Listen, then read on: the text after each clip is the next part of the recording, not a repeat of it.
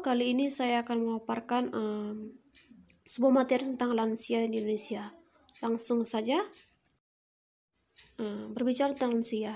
Mungkin ada di benak kita, di pikiran kita itu, lansia itu adalah seseorang yang tua, yang rimpuh, yang udah gak bisa ngapa-ngapain lagi, hanya bisa bedridden atau terbang di tempat tidur. Tapi perihal lansia bukan sebatas itu. Mari kita simak berikut ini. Lansia merupakan seseorang yang telah memasuki tahap akhir dalam fase kehidupan manusia. Kelompok yang dikategorikan lansia ini akan mengalami suatu proses yang disebut aging process atau proses penuaan. Nah, pada masa ini lansia akan mengalami kemunduran secara bertahap seiring berjalannya waktu atau tahap penurunan.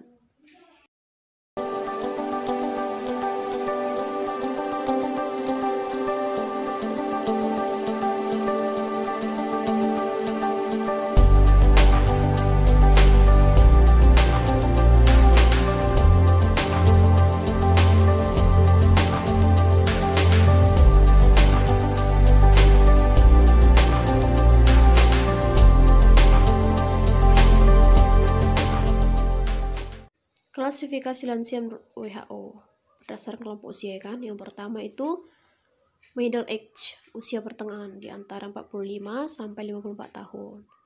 Nah, dikatakan lansia atau elderly jika sudah 55 sampai 66 tahun. Yang old, lansia muda, maksudnya antara 66 sampai 74 tahun. Sementara yang sudah lansia tua itu uzur ya, antara 75 sampai 90 tahun. Nah, klasifikasi dan batas umur lansia mungkin berbeda di setiap negara. Kenapa? Banyak faktor yang mempengaruhinya. Bisa dari kesenjangan sosial, penentuan pekerjaannya, bahkan iklim politik dan ekonomi negara tersebut. Beda usia, beda pula tantangan dan masalah kesehatan yang harus dihadapi. Bahkan untuk mengatakan seseorang itu udah lansia pun bisa didasarkan atas gender atau jenis kelamin. Misalnya di negara maju sana, mayoritas pria dikatakan tua ketika usianya itu sudah berada pada rentang 55-75 tahun. Dan wanita dikatakan tua ketika masih berusia 45-55 tahun. Mungkin itu ditinjau juga dari keproduktifan dari lansia itu sendiri di negara sana. Bahkan Menteri Sosial kita sebelumnya pun pernah meminta agar patokan lansia yang 60 tahun itu harusnya dikaji ulang. Beliau berpendapat bahwa peningkatan angka harapan di Indonesia akan berdampak pada meningkatnya jumlah lansia. Oleh karena itu, relevansi batasan usia lansia yang saat ini 60 tahun itu perlu ditinjau ulang. Nah, karena potensi meningkatnya jumlah lansia ini juga akan terkait dalam 3 isu besar yang harus dihadapi bersama, yakni adanya kemiskinan, ketelantaran, dan perlindungan. Jadi bagaimana di Indonesia? Di Indonesia sendiri terdapat 2 pendapat mengenai polemik dari mengklasifikasikan sejauh mana atau dari mana batasan usia lansia itu ya kan. Yaitu ada yang berpendapat bahwa ditingkatkan menjadi lebih dari 60, artinya lihat dari 60 lah baru dikatakan lansia, atau mulai dari 60 tahun. Kemudian diambil dari pakar kesejahteraan sosial dari STKS, Sekolah Tinggi Kesejahteraan Sosial Bandung. Pendapatnya mengatakan bahwa sampai saat ini ya, secara teoritis di Indonesia, usia yang masih dijadikan batasan sebagai lansia itu adalah usia 60 tahun. Ya, dengan mempertimbangkan kajian teoritis tersebut, pendapat pakar dan faktor kesejahteraan sosial lansia itu sendiri, para peneliti Indonesia juga sejauh ini dan sampai saat ini masih sepakat menggunakan usia 60 tahun atau mulai 60 tahun dalam berbagai alat ukur seperti yang digunakan pada WHO QL. Nah, jadi WHO QL ini merupakan sebuah pengukur kualitas hidup yang dimana kepanjangannya adalah World Health Organization Quality of Life. Jadi organisasi kesehatan dunia yang menilai atau yang mengukur tentang kualitas hidup atau parameter kualitas hidup, dimana dimensi-dimensi yang digunakan dalam pengukuran ini mengacu pada sebuah dimensi-dimensi kualitas hidup yang terdapat pada organisasi kesehatan dunia itu sendiri. Ada persepsi mengatakan tentang posisi di masyarakat dalam konteks seni dan budaya terkait adat setempat dan berhubungan dengan keinginan dan harapan yang merupakan pandangan dari para peneliti yang ada di organisasi itu sendiri yang mengatakan bahwa kualitas hidup seseorang itu nggak terbatas dari hanya fisik saja, tapi juga dari aspek psikologis. Seperti pendapat pakar dari WHO juga, Oikinor, yang mengatakan bahwa kualitas hidup itu dapat dipengaruhi oleh standar referensi yang digunakan seseorang, seperti harapannya, perasaannya, juga karakteristik antara diri individu dengan orang lain. Dan ini juga sesuai dengan definisi kualitas hidup yang dikemukakan oleh Organisasi Kesehatan itu sendiri, bahwa kualitas hidup akan dipengaruhi oleh harapan, tujuan, dan standar dari masing-masing individu. Lanjut, berbicara tentang statistik, ya kan, data penduduk lansia di Indonesia. Saya ambil dari 5 tahun terakhir ini, dimulai dari tahun 2016 sampai 2020.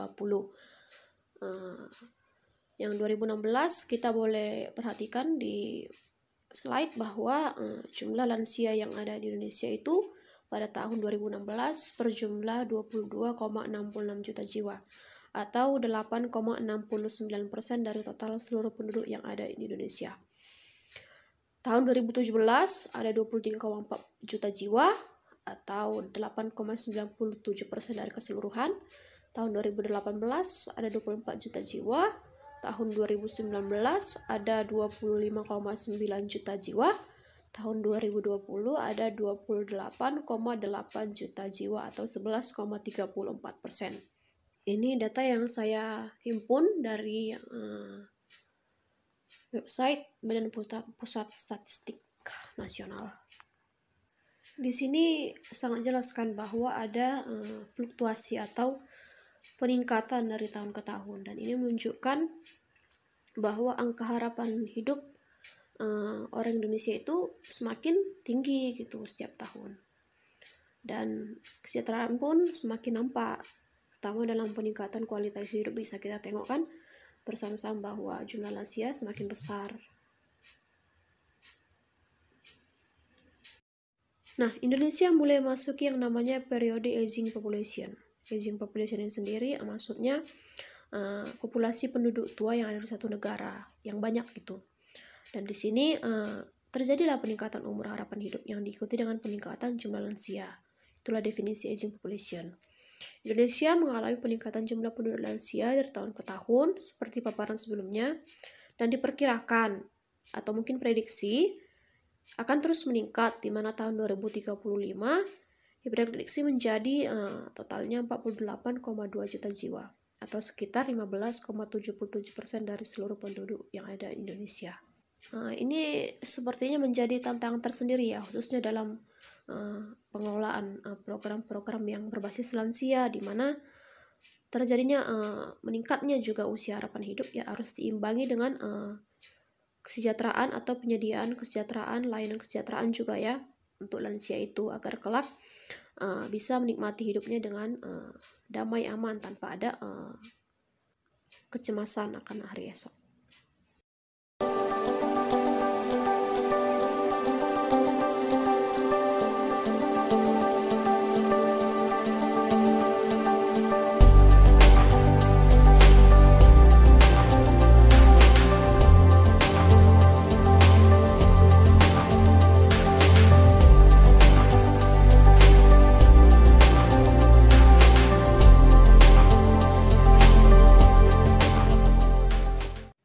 Yang pertama itu pelayanan kesehatannya ya. Pelayanan kesehatan seperti fasilitas kesehatan untuk lansia yang ada saat ini pun belum maksimal. Di Indonesia itu belum memiliki fasilitas kesehatan yang memadai untuk mengantisipasi lonjakan jumlah lanjut usia di Indonesia. Nah, saat ini pun baru adalah 528 puskesmas santun lansia di Indonesia, dan rumah sakit pun masih sedikit untuk melayani yang khusus lansia, dan konsultan geriatri baru berjumlah 70 orang saja yang tersebar di Indonesia. Geriatri sendiri itu adalah istilah dalam dunia medis, di mana artinya sebuah cabang ilmu kesehatan yang berfokus pada penanganan, diagnosis lansia, serta bagaimana pencegahan penyakit akibat gangguan kesehatan yang dialami lansia. Nah, peningkatan jumlah orang lansia yang di Indonesia saat ini ya harus disertai dengan peningkatan kebutuhan terhadap pelayanan kesehatan lansia. Jadi Indonesia harus bersiaplah dalam menghadapi ledakan jumlah orang lansia yang kita tidak tahu tahun kedepannya bakal seperti apa, atau bakal tingkatannya bakal seperti apa. Kemudian yang kedua itu maraknya elderly abuse. Ini maksudnya istilah dalam kasus kekerasan dan pelantaran yang dilakukan seseorang terhadap lanjut usia. Dan ini masih sering terjadi di Indonesia. Biasanya kasus penelantaran itu disusul kekerasan psikologisnya dan kekerasan fisiknya juga. Kekerasan secara fisik, emosional, seksual, eksploitasi finansial, dan penelantaran ini juga cenderung ya kan dilakukan oleh orang-orang yang seharusnya bertanggung jawab dalam merawatnya atau bahkan keluarganya sendiri. Ada catatan dari sebuah lembaga bantuan hukum APIK di mana mereka melakukan penelitian pada tahun 2019 sampai 2020 di Medan, di Yogyakarta, dan di Bali, dan mereka menemukan banyak kasus yang dialami lansia, di mana ada kasus penelantaran 32 kasus waktu itu ya kan. Ada juga kekerasan psikologis, kekerasan fisiknya berjumlah 36 kasus. Nah, jadi kadangkala katanya kasus kekerasan terhadap lansia ini seringkali disembunyikan karena mungkin ini dianggap laporan yang nggak penting, dan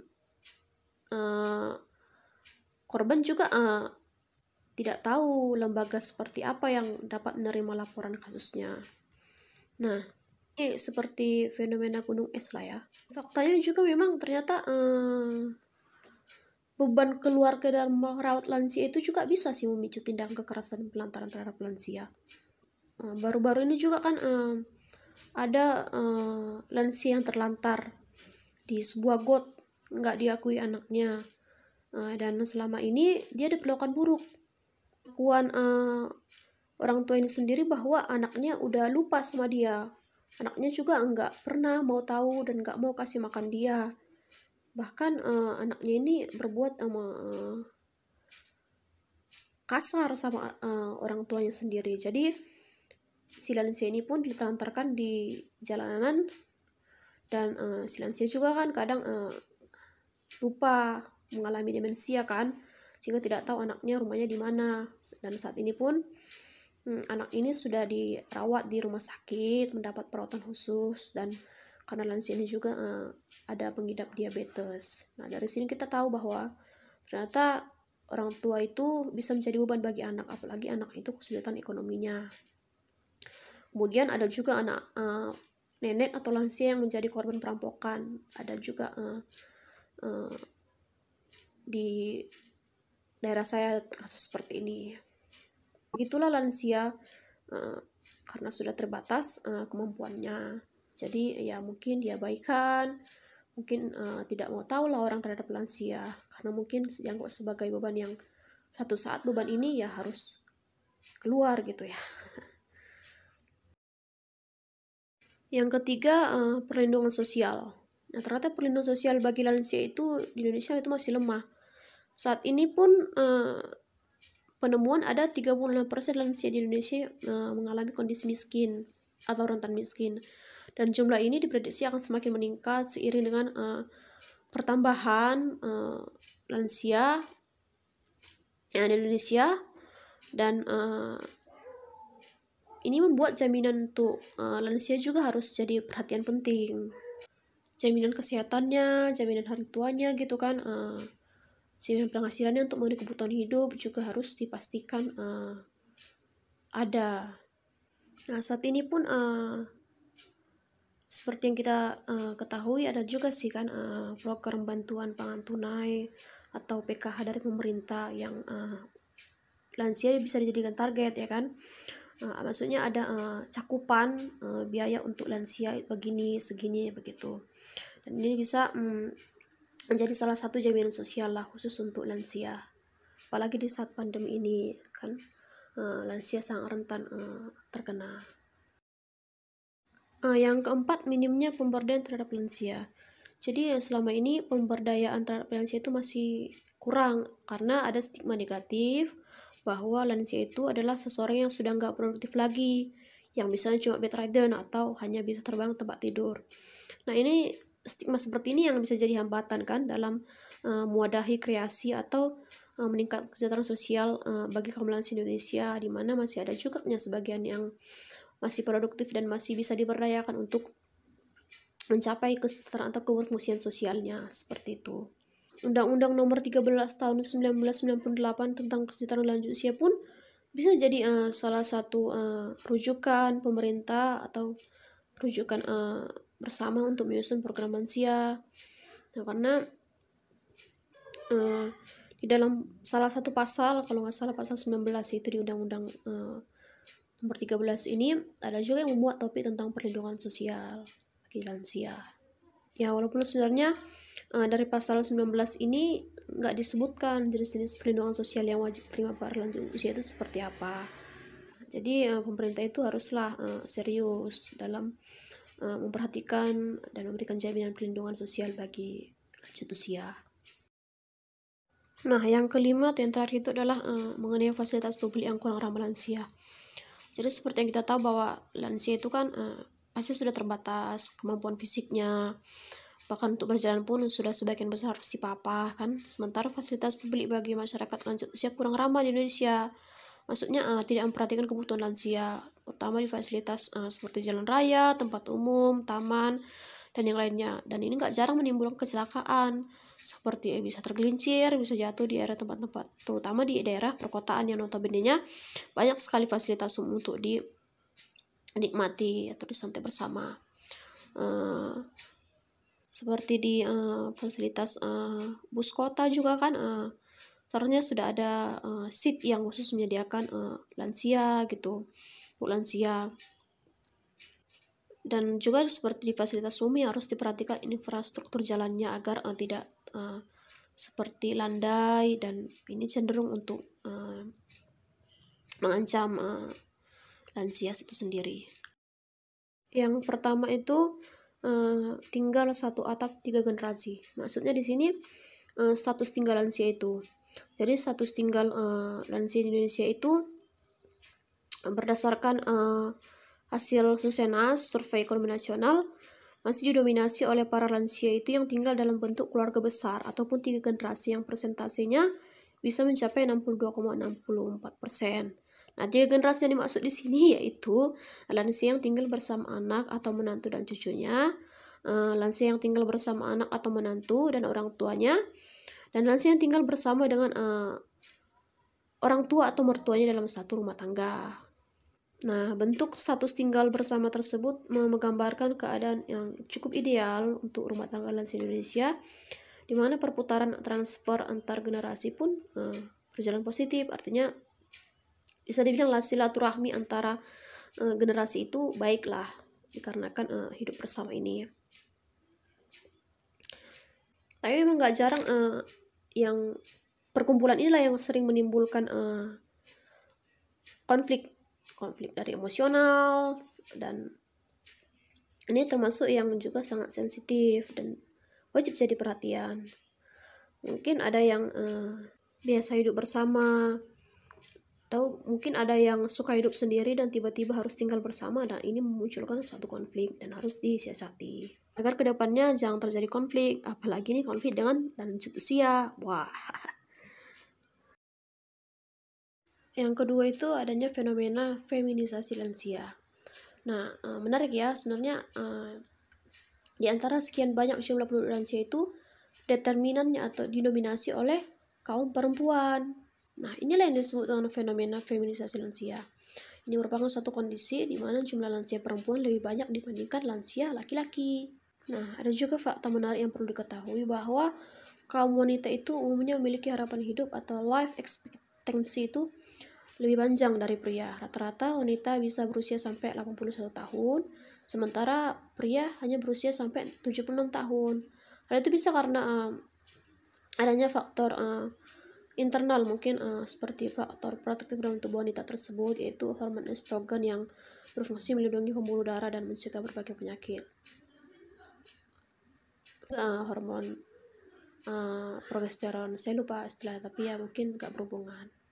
Nah, dari tingkat harapan hidup lansia perempuan ini juga yang tinggi, tapi mereka juga akan rentan dengan adanya penelantaran juga, karena mereka hidup lebih lama, mereka semakin lama berada di dunia ini, dan mereka juga semakin lama mendapat atau semakin kemungkinan untuk mendapatkan pelayanan yang baik atau yang tidak baik, seperti itu.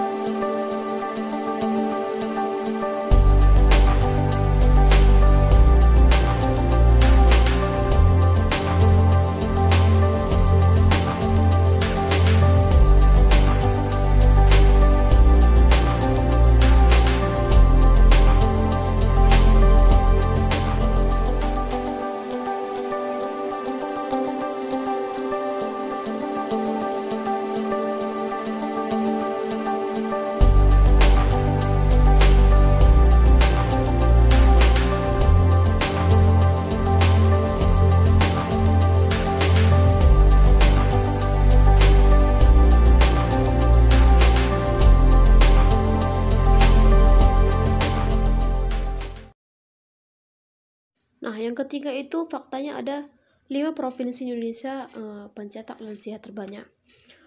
Provinsi apakah itu? Yang pertama ada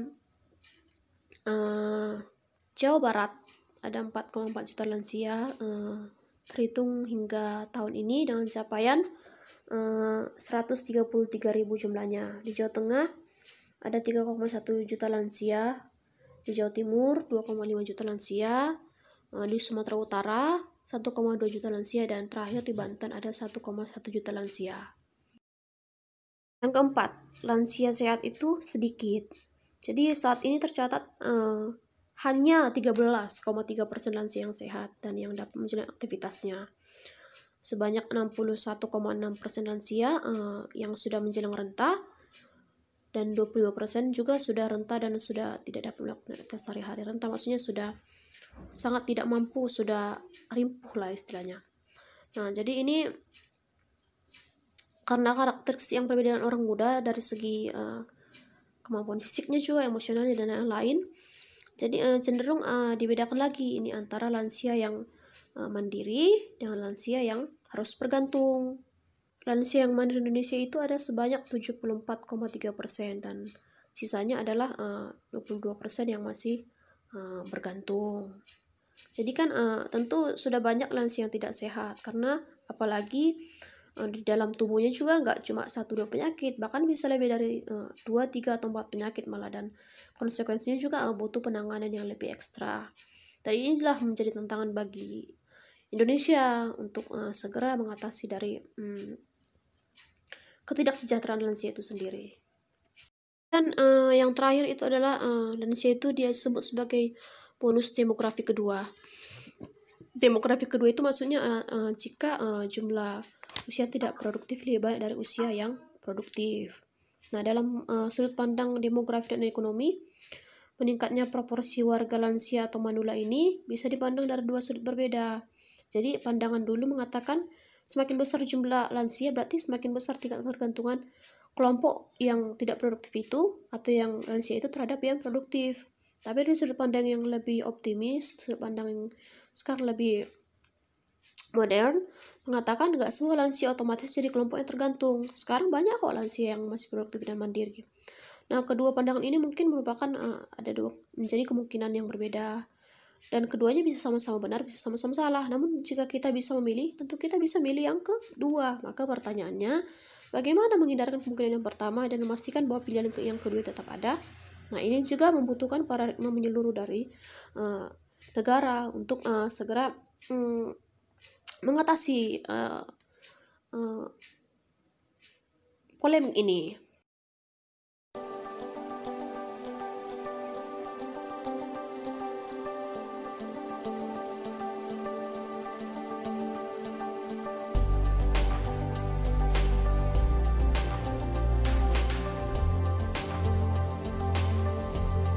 Baik, sekian pemaparan materi tentang lanjut usia yang boleh saya sampaikan. Apabila ada kata-kata yang kurang berkenan, yang salah, mohon dimaafkan.